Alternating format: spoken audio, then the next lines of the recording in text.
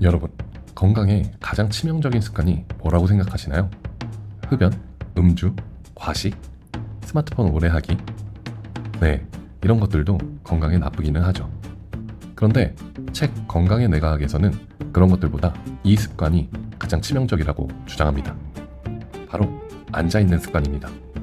지금부터 책 건강의 뇌과학을 참고하여 왜 앉아있는 습관이 건강에 가장 치명적인지 살펴보고, 그러면 어떻게 해야 하는지 알아보겠습니다.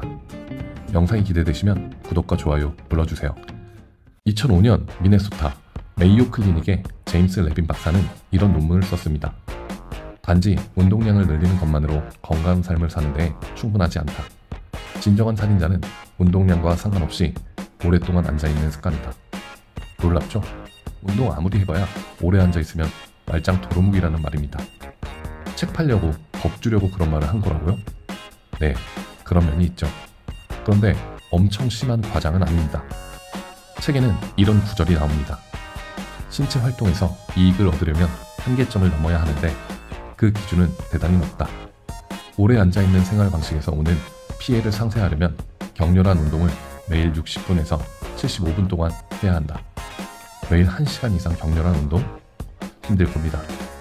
그럼 매일 1시간 이상 운동하지도 않고 오래 앉아서 생활하는 습관을 지닌 보통의 우리에게 어떤 일이 벌어지는지 알아보겠습니다.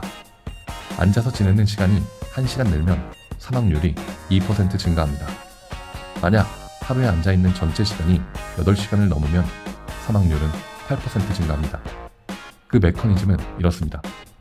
앉아있으면 혈중 포도당 수치가 올라갑니다. 포도당 수치가 올라가면 염증이 생깁니다. 이 염증은 노화를 촉진하고 체내 지방세포에 영향을 미쳐 체중을 증가시킵니다. 그 결과 심장병, 고혈압, 당뇨, 비만, 암에 걸릴 가능성이 높아집니다. 여기서 끝이 아닙니다. 앉아있는 시간이 1시간 늘 때마다 우리 DNA를 보호하는 염색체 말단, 텔로미어가 짧아질 가능성이 7%씩 늘어납니다. 텔로미어 길이는 남은 수명입니다. 게다가 앉아있는 습관은 뇌에도 영향을 줍니다. 캘리포니아 대학교 연구원들은 45세에서 75세 피실험자들을 대상으로 평균 신체 활동 수준 및 앉아 지내는 시간을 조사했습니다. 그리고 그들의 뇌를 MRI로 찍었죠. 그 결과 앉아서 지내는 습관과 뇌측 측두엽이 얇아지는 현상 사이에 강력한 연관성을 확인할 수 있었습니다. 뇌측 측두엽이 얇아지는 건 치매 전조 증상입니다. 그 정도라고? 너무 과장이 심한 것 같은데? 라고 생각하시나요? 그런데 한번 생각해 봅시다. 이렇게 앉아서 생활하는 삶이 언제부터 시작된 걸까요? 길어봐야 200년? 300년? 호모사피엔스의 역사는 학자마다 조금씩 다르지만 대략 30만 년이라고 추정합니다. 그 시간 대부분 인류는 의자 없이 생활했습니다. 수렵 채집 시절 인류는 하루에 거의 2만 보에 가까운 걸음을 걸었습니다. 우리 몸과 뇌는 하루 2만 보의 활동을 하도록 설계되어 있는 겁니다. 그런데 산업혁명이 시작된 이후 대략 250년간 급격히 활동량이 줄며 앉아서 생활하는 습관이 형성되었습니다. 수십만 년 동안 움직이며 살아서 몸이 거기에 맞춰져 있는데 갑자기 잘 맞지도 않는 의자 생활을 하게 된 겁니다. 상식적으로 생각해봐도 몸과 뇌는 움직임이 많을 때 건강해지고 움직이지 않을 때 문제가 생기지 않을까요? 그런데 현대사회는 엉덩이가 무거워야 성공할 수 있는 사회가 되었습니다.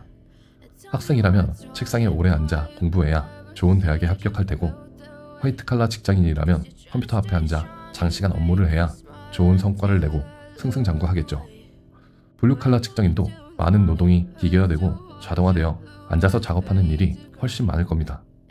이런 환경에서 우리는 어떻게 해야 할까요?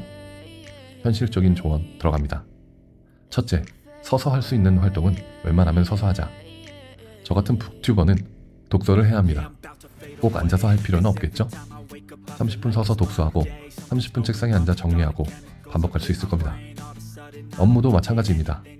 요즘 높이 조절되는 책상이 많이 나와 있습니다. 이 책상을 이용하여 30분 서서 업무하고 30분 앉아서 일하고 할 수 있겠죠. 둘째, 앉아있는 시간을 정하라. 높이 조절 책상은 꽤 비싸서 들이기 부담스러울 수 있습니다.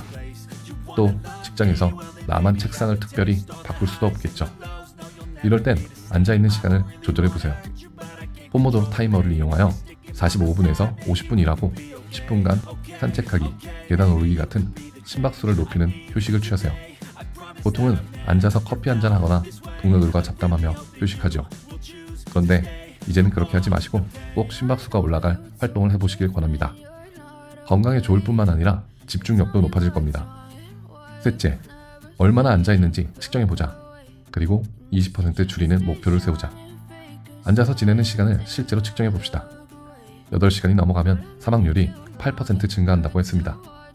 만약 본인이 8시간이 넘어간다고 하면 심각성을 느끼시고 20% 줄이는 목표를 세워봅시다. 이렇게 앉아있는 시간을 줄이고 움직이는 시간을 늘리면 뇌와 몸은 건강을 찾아갈 것이고 더 나아가 젊어질 겁니다. 책에는 이런 내용이 나옵니다. 유산소 운동에 따른 심혈관 개선은 시계를 거꾸로 되돌리는 것으로 드러났다.